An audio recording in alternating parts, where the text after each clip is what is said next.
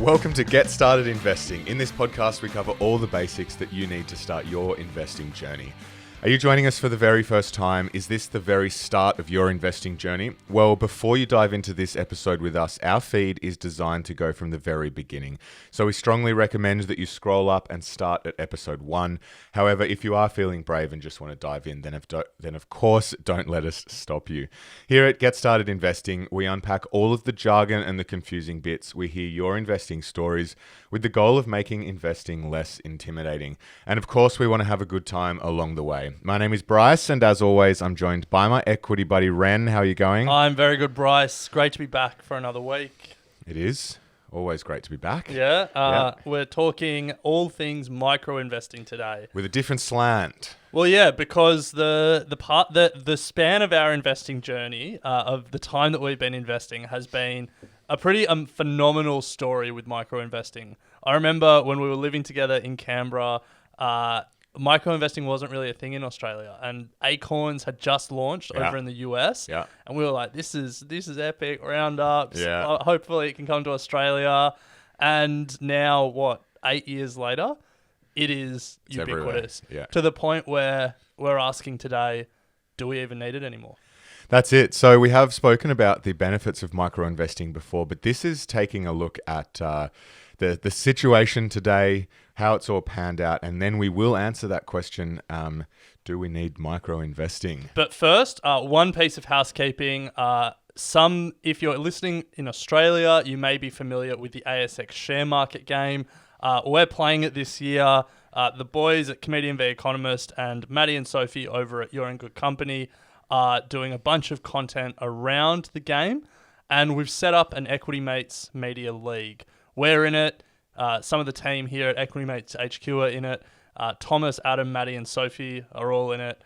Come join us. Come play. See if you can beat Bryce. He's laid the gauntlet down. He said no one is going to beat him. So let's see if we can beat him. Yeah, that's true. I will win the competition. No. So just if you're unsure what the game is, you get 50,000 in fake money, and we get to trade the ASX 300 and a number of ETFs as well. It mirrors what happens in the real market. So it's a great chance for you to practice everything that we preach without real money. Come and join along. The league is called EM Media. We'll put some links in the show notes so you can join us. It starts on the 3rd of March. You can practice what you preach, or if you listen to the bonus episode we did with the Comedian v Economist, Adam is going to trade sports team sponsors. Yes. That is definitely not what we preach, but hey, it's fake money, so you can test out new tactics if you would like. It's going to be a lot of fun. We hope to see you in our league. But Ren, let's kick off. Let's start with having a quick debrief on the difference between the traditional broker and what is now micro investing. Yeah, this episode started when we were talking about the lower and lower minimums that traditional brokers allow you to invest with. So if we go back, us living in Canberra, figuring out what investing was, subscribing to the AFR and feeling like we were, Did you subscribe? I think so, yeah. Big spender. Do you remember there used to be that Google Chrome extension that gave epic. you free access? Wall blocker or pay blocker or whatever. Yeah. No longer works, unfortunately. Now we do pay and subscribe. Yes, but that was great for 2 uni students trying to figure it all out. But back in those days, there was a real difference between micro investing and brokers. Micro investing, the concept was it pooled investors' money and allowed investors to start with literally just a couple of cents. And we were looking over at Acorns in the US and being like, wow, that's a really cool innovation. Because in Australia, back where we were, you generally had to invest with at least $500. That was sort of the minimum amount of money that you had to invest in the market. But that is changed, or it has changed, which is fantastic. Over time, as more competition has come into the market, more brokers have come in, the minimum to invest is now much, much lower, which is fantastic. We now, I think, Sharesies lets you literally invest with a couple of cents, or as low as a cent. Yeah, you're jumping the gun a bit. Sorry, we'll get to that in a moment. But yes, we'll get to that in a bit. But we talk about the race to the bottom in terms of fees, but I think there's also been a race to the bottom in terms of investing minimums. So it's become cheaper, and it's become and you've needed less money to invest. And as you said, you now can invest with literally 1 cent through a traditional broker. So then that gap between micro investing and brokers seems to be getting closer and closer and closer.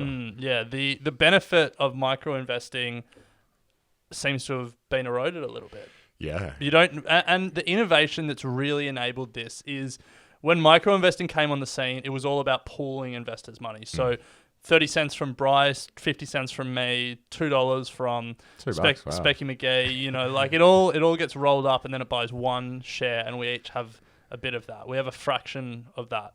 Well, the brokers saw that and said, well, we can do fractional shares as well. And so what happens with people like Sharesies or Robinhood over in the US, they just buy the share, and then if you want to buy a fraction of that share, they hold the share and you then own a fraction of it. So the real innovation that has enabled both micro investing and these brokers to get lower and lower and lower is the idea of owning a fraction of a share. Yeah, so good. I mean, I remember when we were starting out and Amazon was $800 or something, $800 or $900. You had to buy the full thing. Yeah. I didn't have that much money. Yeah. I only had... Still don't. 600. Still don't. Thank God I can buy in cents. Yeah. And so if we talk about the situation today, what we see around the world is that if you want to start investing with very small amounts, you can do so with a micro investing app, or you can do so with a more traditional online broker. So in the States, we spoke about Acorns as the OG micro investing app. Yes.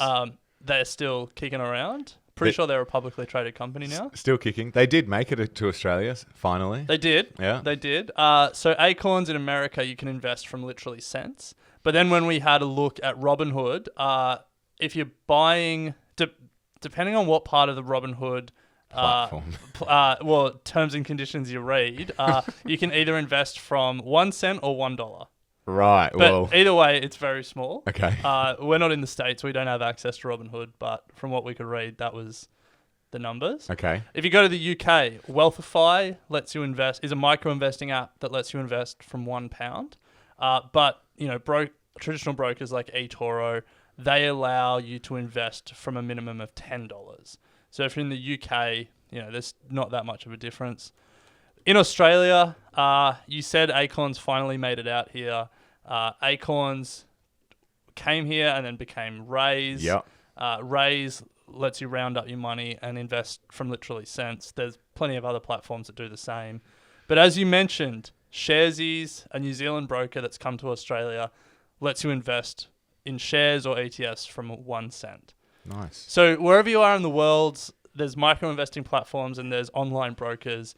And the difference between them in terms of how much money you need to start investing is pretty negligible. I got to say, America, Australia, kudos to you guys letting people get into the market with cents. Wealthify, £1, that's like almost $2. True. Where's the cents? Where's the pennies? Well, I mean, look, to be fair, maybe there are other platforms. Yeah, there might be.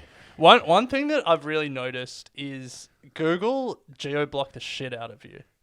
When you're searching this stuff? Yeah. It's like micro investing apps in the UK, and then you just get hit with heaps of Australian ones. Interesting. Yeah. That's the algorithm working for you. I know.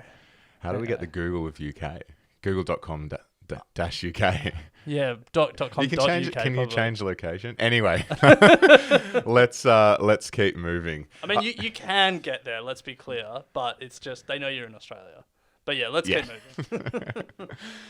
So then, Ren, I guess the question comes down to, with the fact that I can now take cents, invest it through brokers, invest without the minimum of $500. I can take a bit more charge with the investments that I'm making, not pool my money with everyone else.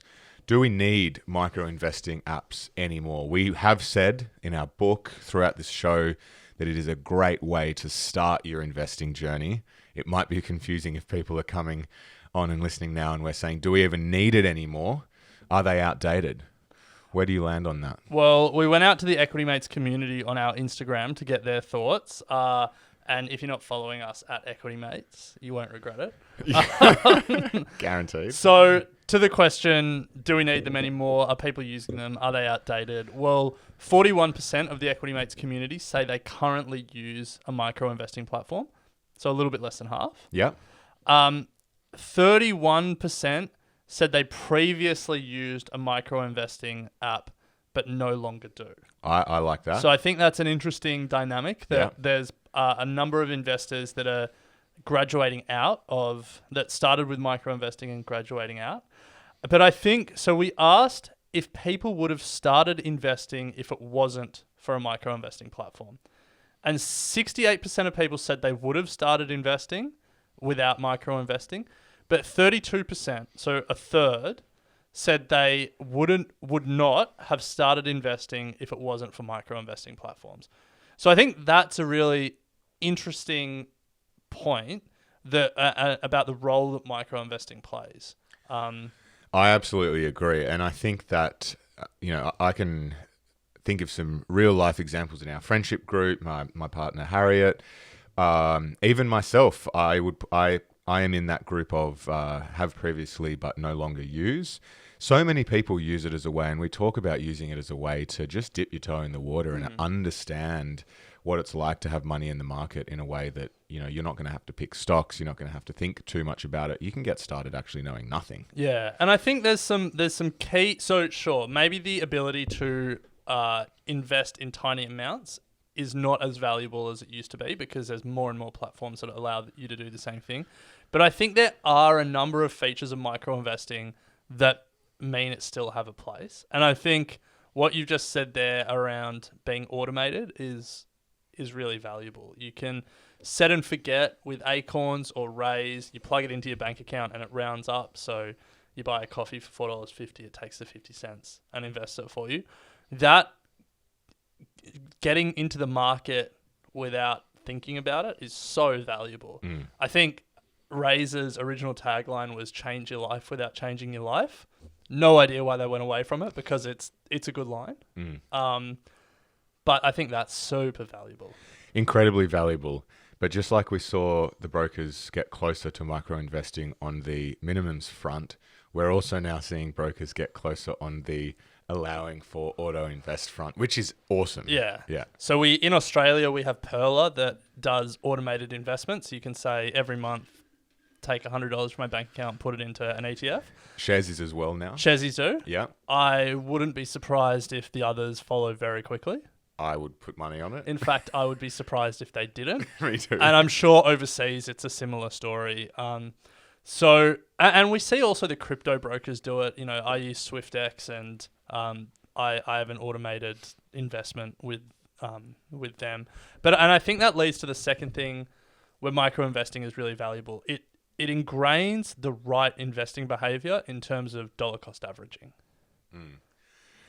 Would you how much of your investing would you automate if your broker did it? I would honestly be a better investor because what I would do is figure out how much I saved, take the lion's share of that and automate that, and then only invest in individual stocks with what I have left. Yeah. Whereas right now what I do is transfer it to my brokerage and be like, I should put some into ETFs. And then it's like, Spotify might be cheap or Shopify or, what am I buying today? Like, that's the thing that gets me excited. Yeah. So I think if that feature existed, I would be a more disciplined and better investor. Yeah. So for the broker platforms out there listening, build it. Hurry up. Yeah, look, you're right. The DCA dollar cost averaging component, we did an episode on this just before Christmas. Getting into the habit of doing that has proven to be incredibly successful, and micro investing is sort of no better example and no better way of doing that. Putting small amounts into the market at regular increments and not even thinking about it, and buying in at different stages of the market. Not worrying if the market's too overvalued or undervalued. Is it going to crash? Where are we? Yeah. It's just consistently drip feeding money into the market time and time again is shown to be the most sensible way to invest. Yeah. But we don't do it because we're dumb humans with 8 brains. So speaking of being dumb humans with brains that play tricks on us, one thing that traditional brokers and the stock market in general, a feature of it that confuses a lot of us is there's so much choice. There's just stupid amounts of choice. Yeah. And that choice is overwhelming, even for the most seasoned investor. And I think one thing that micro investing still does well is really limit that choice, reduce the noise, and really simplify it for a beginner investor. Yeah. A lot of people in our community, if you're not part of the Equity Mates Facebook group, make sure you come and join because there's a lot of conversation going on there. But time and time again, we have people coming in. I've got a list of 10 ETFs. What should I choose from? Which one should I start with? I'm confused between VTS, VGS, VAT, DHHF. Or Vanguard. Or, DHHF, whatever it is. And you're right, Ren. Even you just saying that, another thing that micro investing does, they don't use the acronyms. They don't use acronyms. They make it sound all, platinum fund. Yeah. So, you don't have to worry about all of that with micro investing. You get to choose between what would be classed as a diversified or a growth portfolio. They choose all the stocks and the ETFs that go into it, and away you go. Great way to start. Yeah. So, and the last one that I've just noted, there's 2 more actually, but one more that I've noted here is ease of use. So again, maybe we can invest with small amounts on brokerage platforms, but sometimes they're not the most intuitive platforms to use. And to be fair, they've got a lot better and a lot more intuitive. But there's something really easy about these micro investing apps. It's like 3 clicks and you've invested with your first $1.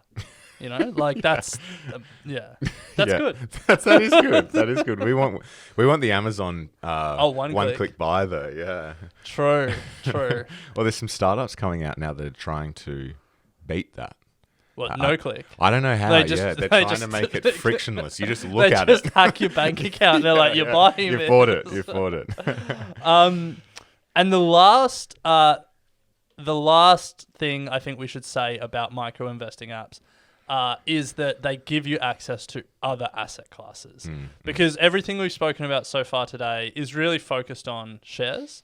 We're saying you can invest in the share market with your broker like Robinhood or eToro or Sharesies from as little as a cent or $1. But there are other asset classes where it's harder to get into. So fixed income, property, stuff like that. And I think, micro investing there is still much easier to access than traditional investing. Yeah, absolutely. Yeah, so on that point, Ren, we went to the community as well and asked them how they're using micro investing apps to access other types of assets. 78% use micro investing apps for shares. That's not surprising. But 15% for crypto. So Bamboo comes to mind. Yeah. They let you micro invest into Bitcoin, Ethereum, gold and silver. Yeah, Bamboo available in the US and Australia. Not sure about anywhere else. Yes. But yeah. Plans to go global. 1% used for fixed income, and I would assume that would be the Blossom app in Australia. Other apps elsewhere, and 6% for other. We would assume that would be, the real estate. There are some apps that let you buy small amounts of co-shared real estate, residential. Yeah. BrickX comes to mind. I think there's a couple of others. But yeah, I think there's nothing more boring than micro investing into fixed income products. I agree. Just in terms of it's sensible. It's incredibly defensive, incredibly sensible. But just hearing you say that in a sentence almost put me to sleep. Micro investing into a term deposit. Gosh, boring. So look, some of the popular platforms here in Australia, we have mentioned Raise. 20% of our community use Raise.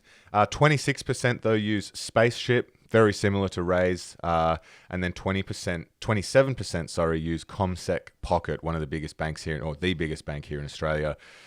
Let you have invest into a bunch of ETFs. Yeah, 7 ETFs you can choose from. Yeah. So yeah, those are the 3 big platforms in Australia: Raise, Spaceship, CommSec Pocket. I was surprised that of those 3, CommSec Pocket was the most popular. But then 27% were in the other bucket.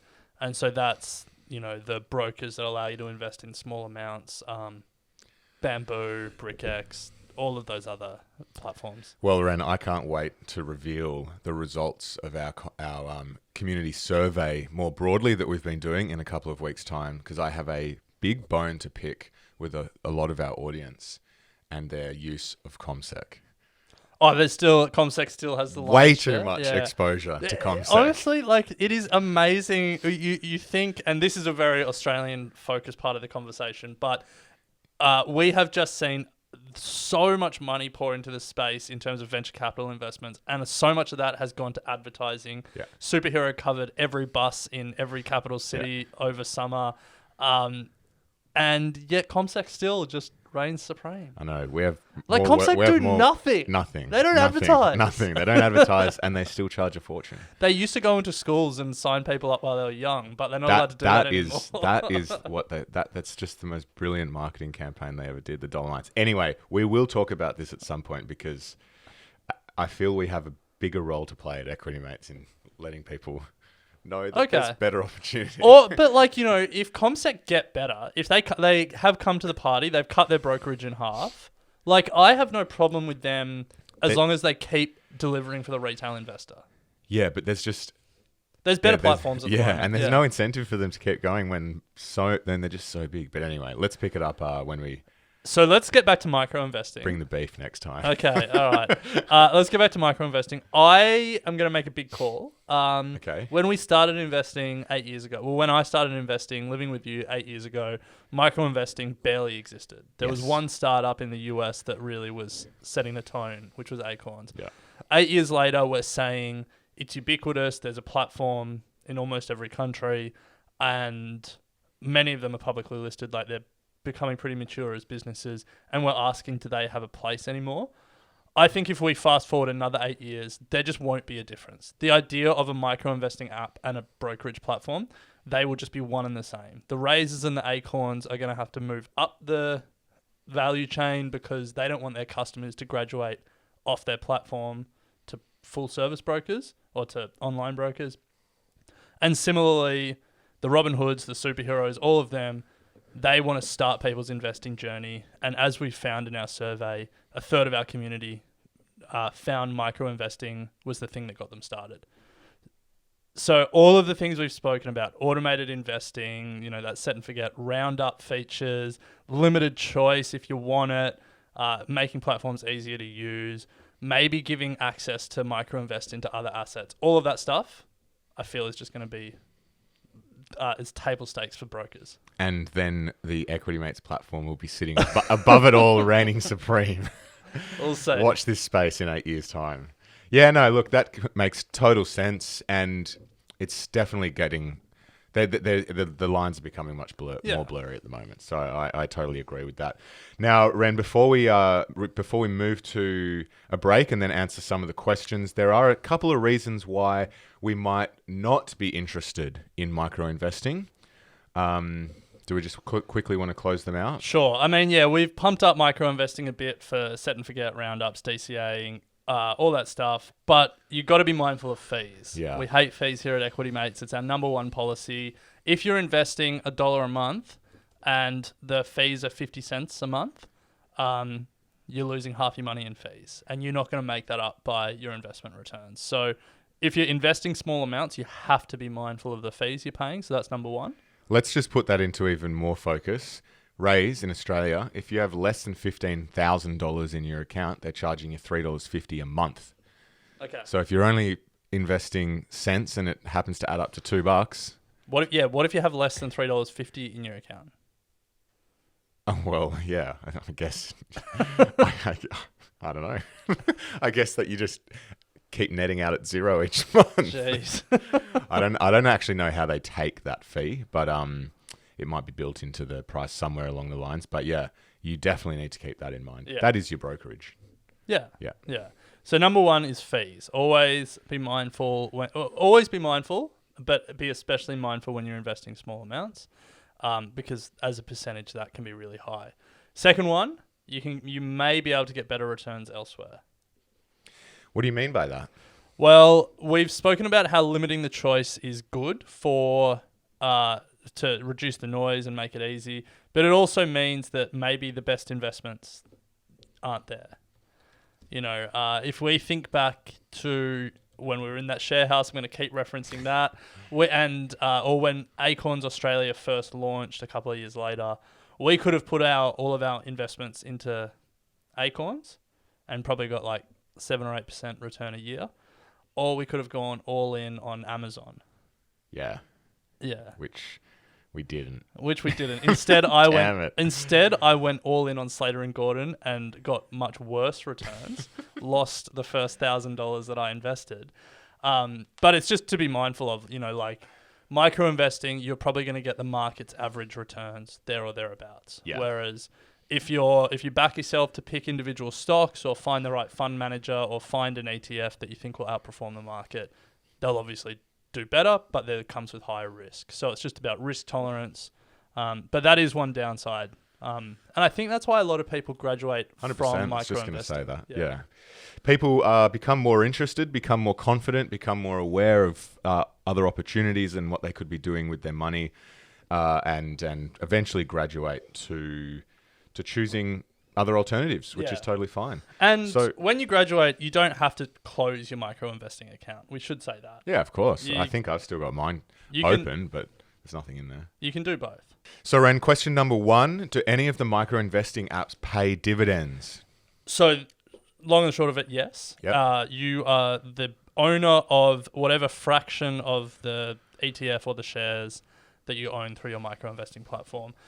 In Australia, we've had a look before. Raise and CommSec Pocket automatically reinvest them. Yep. So it's not like you're going to get cash in your bank account, but the dividend will get put back into your investment amount. And I think Spaceship pay your dividends out annually as a distribution. Nice. If you're overseas, check it. But yeah, you're entitled to those dividends as the investor, so you get them. Love that. Second, do Bryce and Alec, use micro investing for shares? So I used to use Raise when it was Acorns Australia, and that wasn't how I started investing, but that was very early in my investing journey. I no longer use it for shares, just because I invest in shares through an online broker. But I do use micro investing for crypto. I use Bamboo because I just dollar cost average into Bitcoin and Ethereum, and don't want to think about it. I also use SwiftX for dollar cost average, but same thing. It's just like tiny amounts consistently. Don't freak out about the price. What about you? Exactly the same. So there's no point in me repeating exactly the same. Okay. I still have Raise open. Nothing's going in there. Took everything out a number of years ago. Are you getting hit with a $3.50 fee a month? No, because I don't think there's anything. I don't think it's. Oh, you're not going into negative. It's not active. Yeah. Okay. It's just sitting there. I should check that though. I haven't checked in years, so I'd hope it's not in negative. And similarly, micro invest into crypto. Nice. All right. Next question for you. When should I make the change from micro investing to online brokers? Well, there's no sort of after 2 years, that's the time to make the change. The change is when you feel comfortable and confident that you can take that next step and set up a brokerage account. I think there's also, you don't have to do one or the other. Keep micro investing going. And then just like you use micro investing to test the waters, sign up to a brokerage account. And as we've spoken about this episode, you don't need to put huge amounts of money in. Put small amounts of money in and test what it's like to buy into individual stocks and individual ETFs. You'll know when that moment is, and you're feeling comfortable and confident that you're ready to do that. Yeah, 100%. There's no one size fits all answer, but I think what you finished there with, when you feel comfortable and confident, it's the right time. Yeah. So, Bryce, a number of questions came through about fees. What are the fees like? Don't the brokerage fees get expensive? Is it really worth it? Are the fees higher than non-micro platforms?